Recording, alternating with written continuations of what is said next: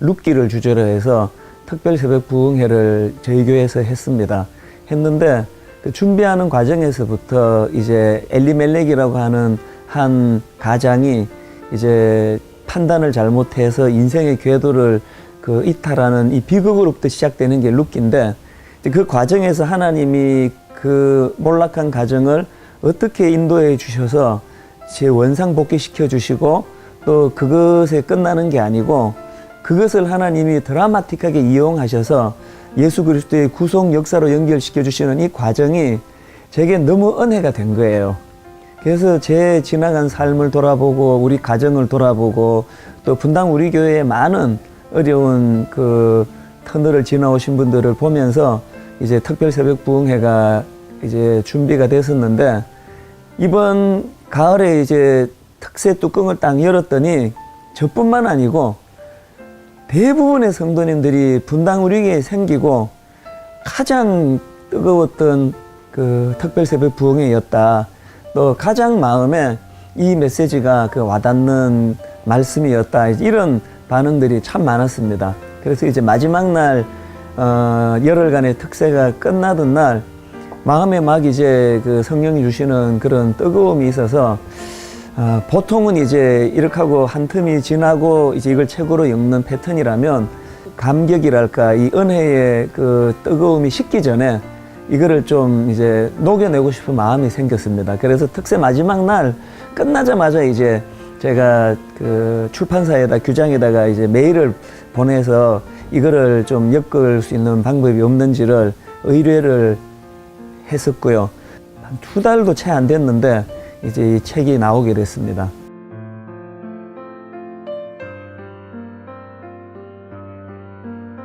이 붙들어 주심이라고 하는 그 책 제목이 말해주는 것처럼 일상적인 생활 속에서는 뭐 붙들어 주시는지 놓고 계시는지 인식을 못 하잖아요.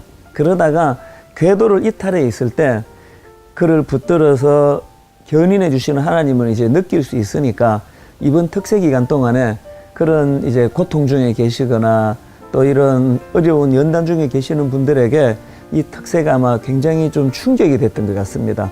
그래서 예를 들면은 강북에 사는 어떤 그 젊은 자매인데 이제 연락이 온 거예요. 그 우리 홈페이지에 당연히 버스가 끊겨 있으니까 이쪽에다가 이제 그 숙소를 정해서 여기서 자고 이제 특세에 참석하면 좋은데 이제 그럴 경비가 없다는 거예요. 그래서 이제 찜질방이라도 가려고 하는데 찜질방에 갈 돈조차도 없는 거예요. 그래서 이제 이분이 그 저희 교회 인근에 있는 그 종합병원 그 응급실 앞에서 이제 병원에서는 사람이 들락거리니까 안전하고 또 거기는 있을 수 있어서 그렇게 시간을 보내고 새벽 3시 반이 되면은 우리 교회에 이제 참석하러 나오신다. 이제 이런 게시판 글이 있어서 제가 너무 마음이 아팠고요. 또 그런가 하면 또 한편으로 이렇게 벼랑 끝에 서 있는데 이렇게 하나님 은혜를 붙잡고 사모할 수 있는 이 기간에 이런 천국 잔치가 벌어졌다는 게 너무 기뻤고요.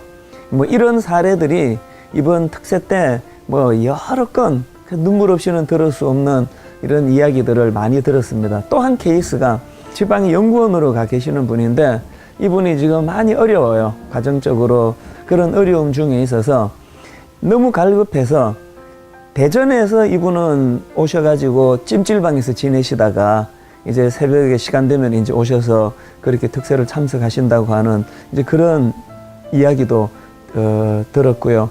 뭐 이런 사례들이 참 많았습니다. 그래서 하나님께서 이 기간에 이 붙들어 주심이라고 하는 이 컨셉을 가지고 우리 성도들을 그렇게 위로해 주시고 또 이제 새 힘을 주시는 그런 통로로 쓰시는 걸 알게 됐습니다.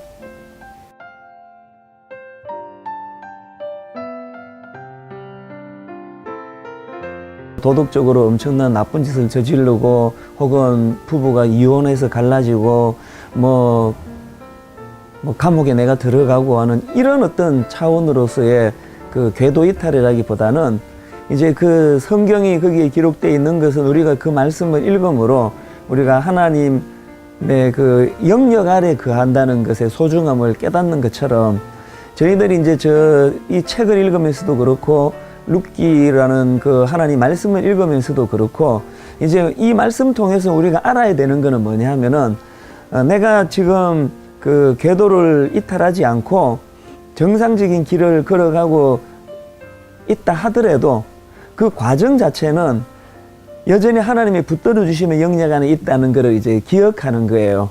그리고 이 기억이 왜 중요한가 하면 그럴 때 이제 살다가 당황스러운 일을 만나고 또 난감한 일, 그 내 힘으로 해결할 수 없는 이런 일을 만날 때 이 붙들어 주시는 하나님의 은혜의 그 인식, 각인이 이 궤도를 이탈할 때 하나님 도우심을 받을 수 있고 내가 그럴 존재라는 걸 인식하는 계기가 되는, 도움이 되는 여건이라는 거예요. 그러니까 이런 책들은 꼭 그 무슨 그런 절망적인 일에 빠진 사람이 이거를 읽고 회복되는 어떤 지침서로 읽어서 되는 게 아니고 우리의 일상생활 속에서 내가 하나님께서 나를 어떻게 견인해 주시고 붙잡아 주시고 심지어는 나의 실수까지라도 너무 부끄럽고 기억하고 싶지 않은 그런 내 실수조차라도 하나님께서는 그것을 대반전으로 그리스도의 구속 역사를 이루시는데 이 실수까지도 사용하시는 하나님이시라는 이 원리를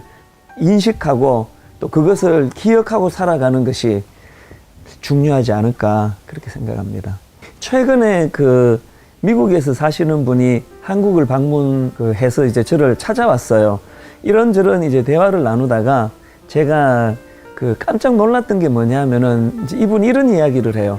자기가 미국에서 오래 살다가 오랜만에 한국에 와서 보니까 텔레비전에서 눈에 확 뜨이는 광고가 몇 가지가 있다는 거예요.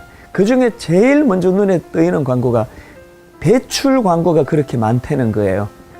근데 깜짝 놀랐습니다. 저는 늘 무의식적으로 봤는데 그러고 생각해 보니까 그것도 이제 그 고금리, 정상적인 은행 대출이 아니고 고금리로 얻을 수 있는 대출 광고가 그렇게 많다는 그거를 듣고는 마음이 굉장히 아프더라고요. 아, 이 한국 사회가 정말 이렇게 급전이 필요해가지고 그게 얼마나 그 많은 대가를 지불하는 걸 다 알면서도 필요가 있으니까 광고가 그렇게 많이 나가는 거 아니겠습니까?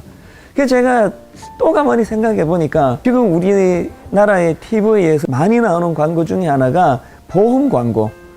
이 노인분들 뭐 묻지도 따지지도 않고 뭐 이런 식으로 이제 이 광고가 생각보다 많더라고요.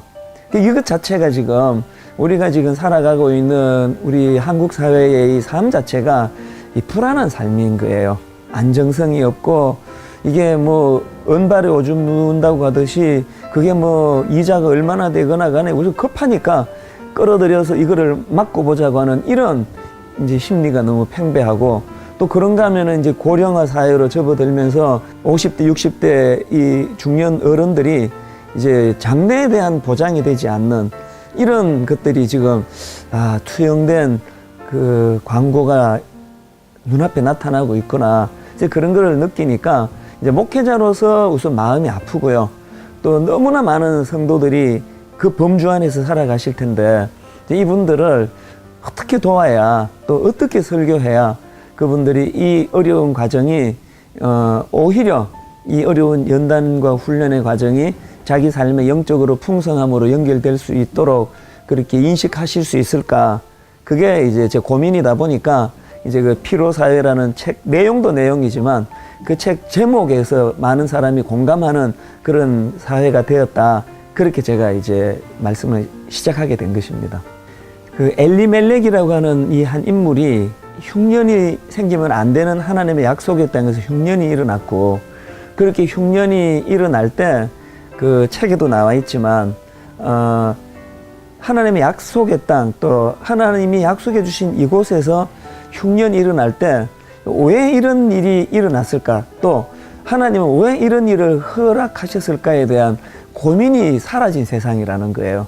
그 깊은 고민이 없다 보니까 당장에 눈에 보이는 이 흉년을 피할 수 있는 어떤 그 모압이라고 하는 그런 대안을 생각하다가 보니까 하나님께 여쭙고 하나님과 해결하고 하나님의 뜻을 구하는 그런 삶의 방식보다는 그저 이렇게 이것을 모면하기 쉬운 이런 그때그때 필요한 그에 따라서 행동하다가 보니까 그게 궤도를 이탈하는 결과가 됐다는 교훈을 제가 받았거든요.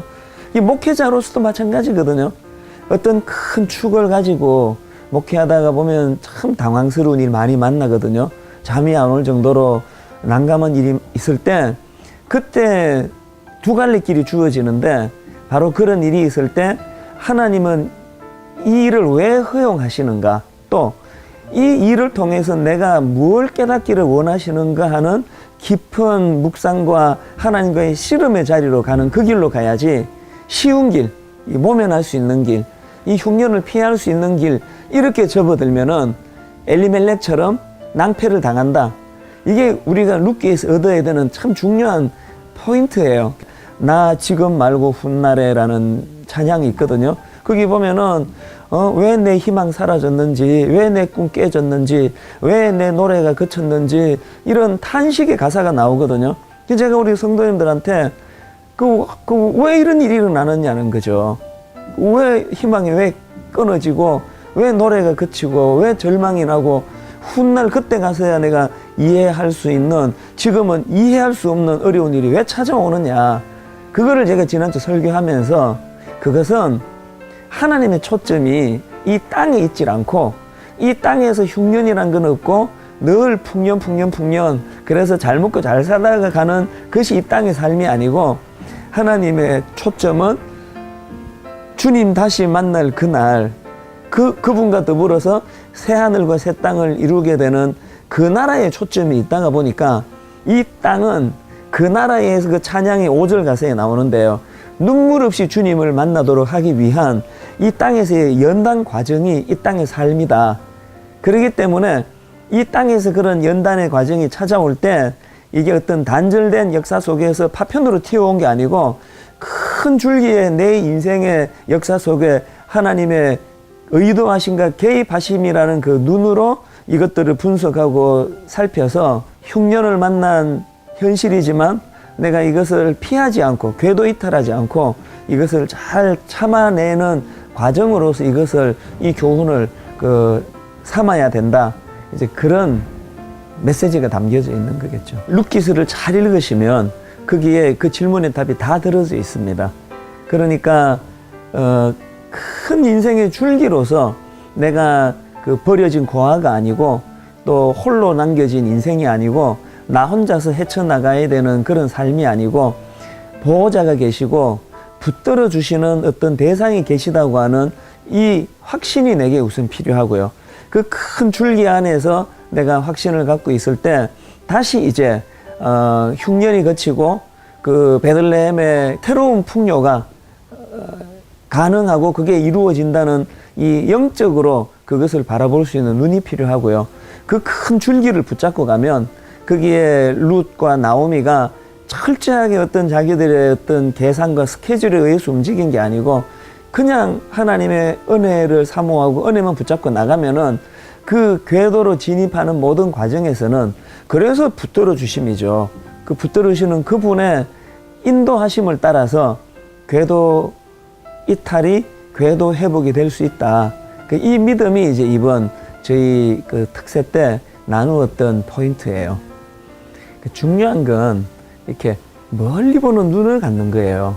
그러니까 그 눈앞에 흉년이네, 또 풍년이 돌아왔네, 또 눈앞에 어떤 내가 궤도를 이탈했다가 또 책 한 권 읽고 또 설교 한 편 듣고 내가 다시 제자리로 돌아왔네, 또 좀 있다가 어떤 계기가 있어서 내가 또 이탈했네 하는 이런 그 얕은 그 단계에서의 관심을 집중하는 것보다는 좀 멀리 내다보는 눈이 필요한 것 같아요. 하나님께서 우리의 인생을 여기 보내주셨을 때 내 인생의 큰 그 여정길 가운데 우리를 인도해 주시고 이끌어 주신다는 이 믿음. 그래서 전에 한번 설교 시간에도 인용했는데요. 그 킴 윅스라고 하는 그 한국 성악가 이야기를 제가 한번 소개해 드렸는데, 이분은 그 빌리 그레엄 목사님 한창 그 전 세계적으로 전도 집회 다니실 때 그 같이 이제 그 찬양으로 섬겼던 분인데, 그 시각 장애인이세요. 그리고 이제 6.25 전쟁 때 그 미국으로 입양이 돼가지고 그렇게 이제 지냈던 분인데, 이제 어느 기자가 이분에게 이렇게 물으셨다는 겁니다. 불편하지 않으시냐고. 시각장애인으로서 이렇게 전 세계를 다녀야 되니까 그때 이분이 하신 말이 참 인상적이었거든요. 킴 육스가 한 말이 자기는 저 멀리 저기 뭐가 있는지 관심이 없다는 거예요. 그냥 한 걸음 한 걸음 나를 인도해 주시는 그 가이드를 믿고 앞에 계단이 있습니다. 또 돌뿌리가 있으니까 주의하십시오. 물이 있습니다.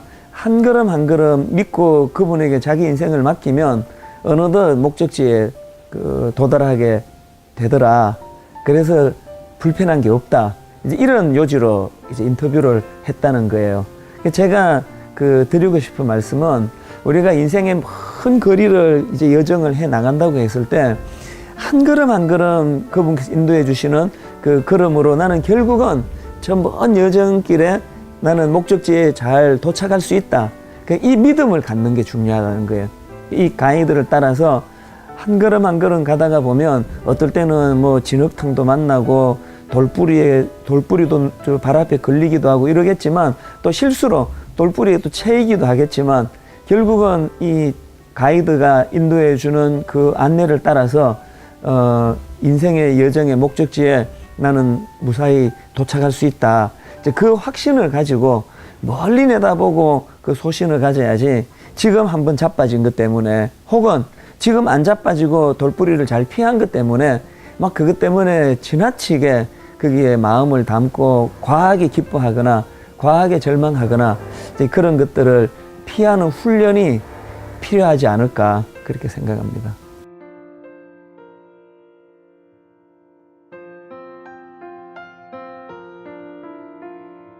붙들어 주심이라는 이 책이 최종적으로 우리가 도달해야 될 목표라고 생각하지 않습니다. 그래서 이 책을 통해서 룻기의 소중함을 내가 다시 인식하는 계기가 되면 좋겠다. 그런 1차적인 그 목표가 있었으면 좋겠고요. 그리고 나서 이제 이 룻기를 넘어서서 하나님이 주신 이 성경 말씀이 이게 2000년 전에 나온 어떤 구닥다리 같은 어떤 그 시효가 끝난 낡은 책이 아니고 바로 어제 저녁에 출간되고 오늘 아침에 출간된 따끈따끈한 새 책처럼 오늘도 이 성경 말씀은 바로 내 삶에 그대로 적용이 되고 접목이 되고 또 내 인생의 가이드가 되는 가이드북이라는 이런 인식을 하는 계기가 됐으면 하는 게 모든 설교자가 그렇듯이 저의 바람이고요. 그래서 이 붙들어 주심을 다 읽고 나시면 내가 룻기를 묵상해야 되겠다. 더 나아가서 내가 성경을 좀 깊이 알아야 되겠다.